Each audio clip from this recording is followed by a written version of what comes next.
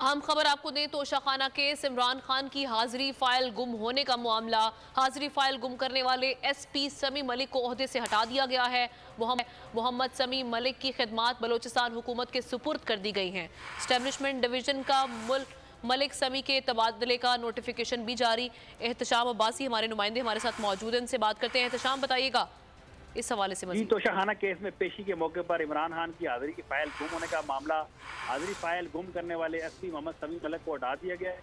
SP समी मलिक की खिदमात बलूचिस्तान हुकूमत के सुपुर्द कर दी गई। वाज़ेह करते चलूँ कि इमरान खान जब तोशाखाना केस में जुडिशल कम्प्लेक्स पेश हुए थे तो उस वक्त समी मलिक जो है एसपी हैं, उन्होंने वो फाइल जानबूझ के गुम कर दी थी। और उसके बाद जो है हमारे ज़राए के मुताबिक इंक्वायरी हुई है, पता चला है कि वो फाइल जो है समी मलिक ने जान के जो है वो गुम किया। और उसके बाद इंक्वायरी में जब इस चीज़ें साबित हो गई तो उनकी जो खिदमात हैं वो बलूचिस्तान हुकूमत के सुपुर्द कर दी गई हैं। जी, शुक्रिया आपका एहतशाम।